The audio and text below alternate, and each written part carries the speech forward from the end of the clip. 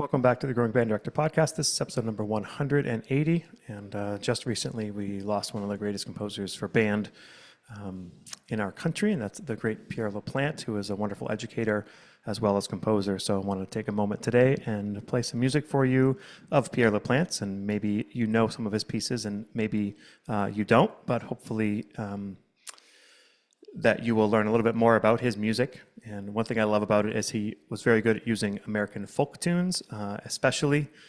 His music was very melodic and very accessible, very educational for students to learn a lot through.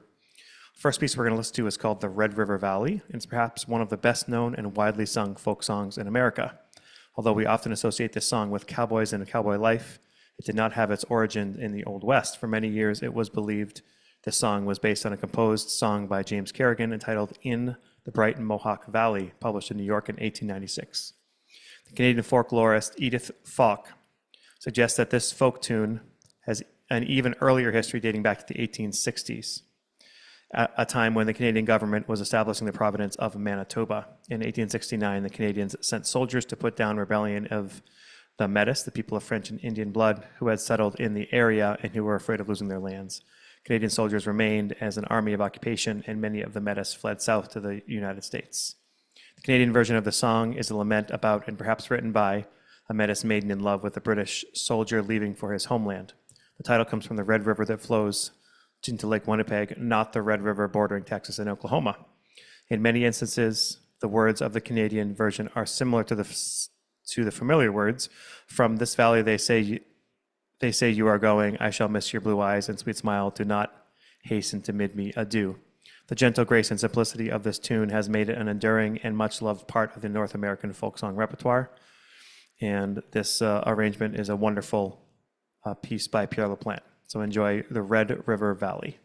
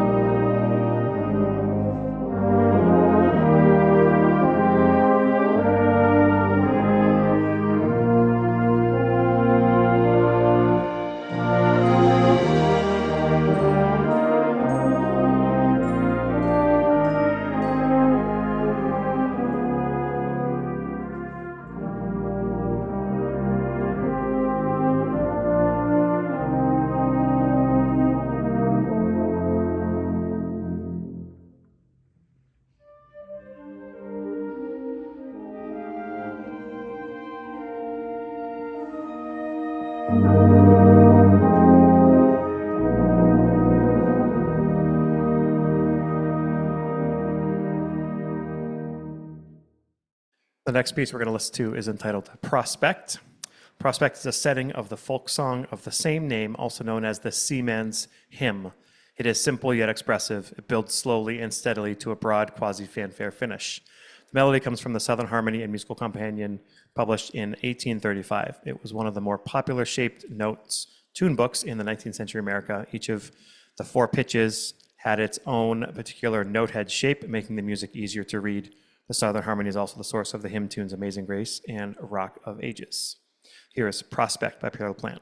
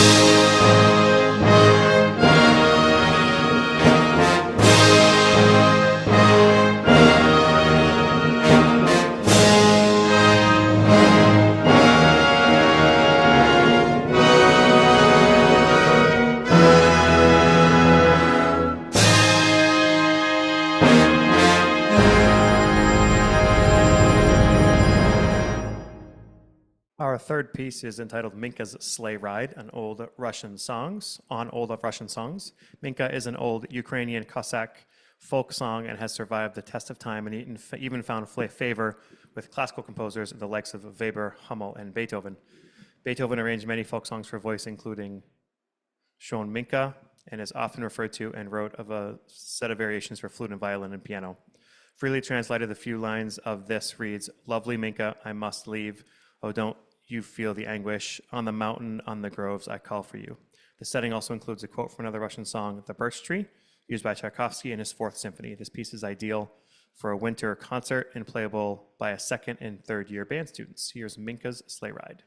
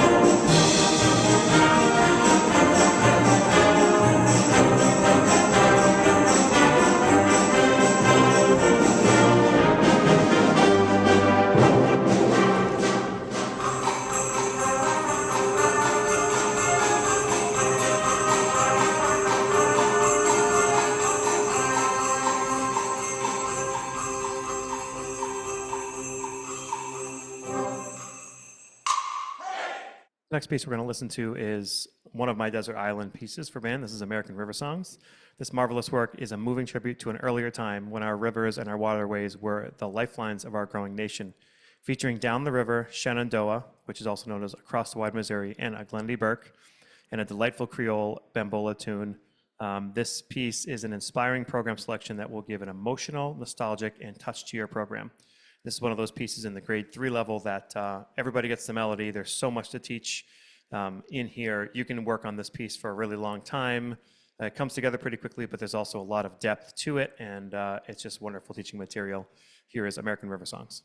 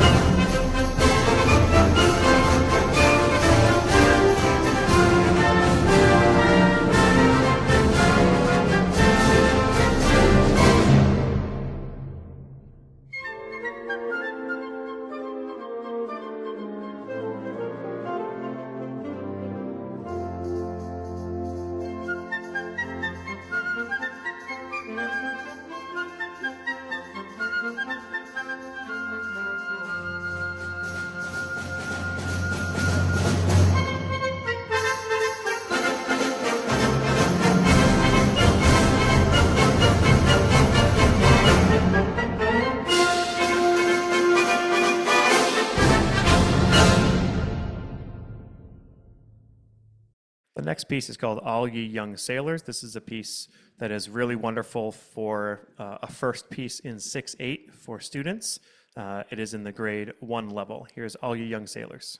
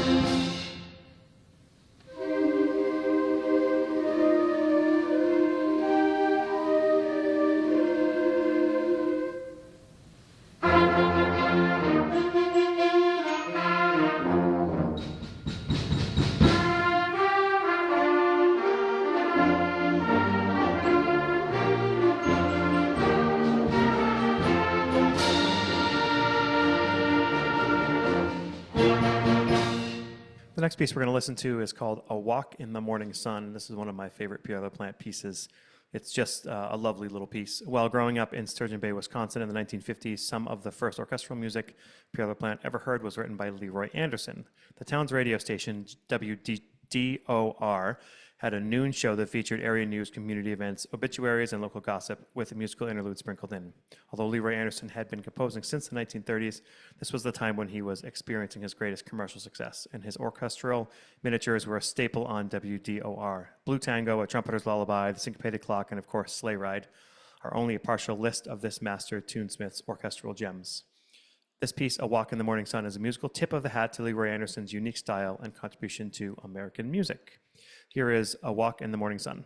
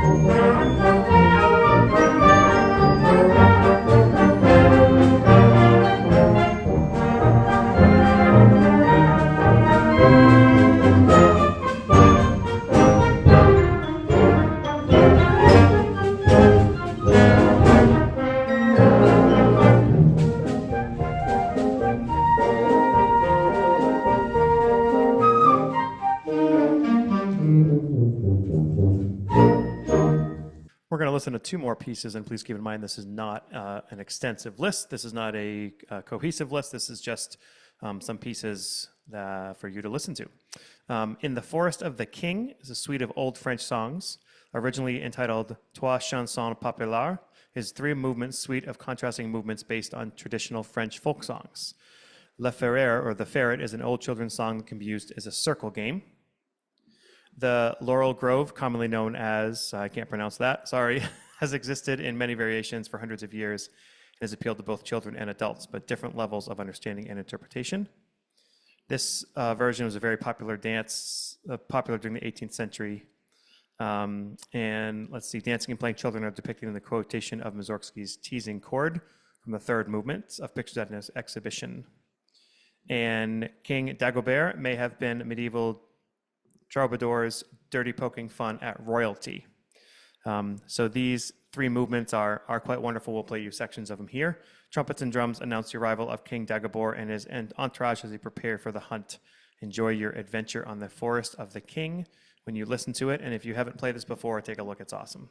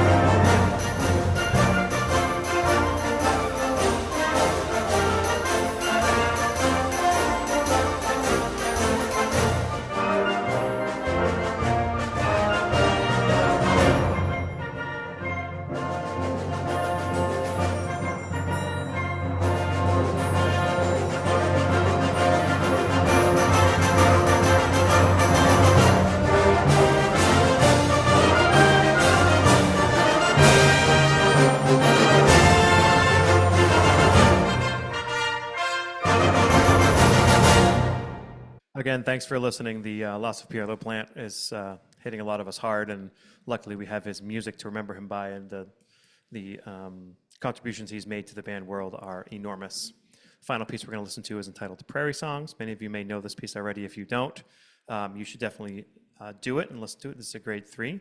Prairie Songs is based on 2 songs from the Midwest. These songs were sung and known in Wisconsin and therefore seem especially appropriate for a piece celebrating the state's sesquicentennial, which is 1848 to 1948. So I guess that's 150 years. First piece is The Pinery Boy from the Eau Claire region of Wisconsin, is used in the opening section of Prairie Songs. The song tells a story of a young girl who set out in search of her lover, harassed when working on the river. Her search ends when she learns from the captain that her lover has perished in the river. The young lady returns home and dies of a broken heart. Despite the tragic and at times melodramatic nature of the verse, the melody is broad and expansive in scope, an octave plus 3 notes. The setting of this tune in Prairie Songs is intended to convey a feeling of grandeur and beauty of the land before time. The second section of the piece is called The Turkey Song, which some authorities believe originated in Kentucky and moved west with the settlers. It is found in various collections of children's folk songs, including those by Pete Seeger and Jill Trinka. So enjoy. Here's the Pinery Song and the Turkey Song, all part of Prairie Songs. Enjoy the music of Pierre LaPlante.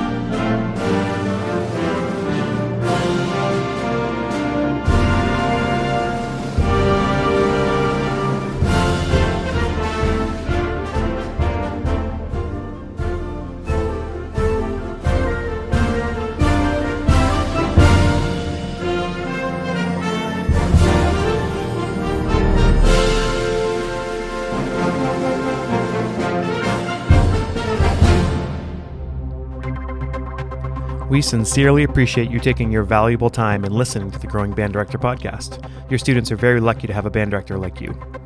If you have any suggestions for episode topics or think you have an area of expertise to share on a show with us, please reach out. If you enjoyed this episode, don't forget to subscribe. And if you want to help spread the word, please give us a 5-star review and tell your band director friends to subscribe as well. We're available on Apple Podcasts, Spotify, our YouTube channel, and wherever you listen to podcasts. Thanks for listening to The Growing Band Director. See you next week.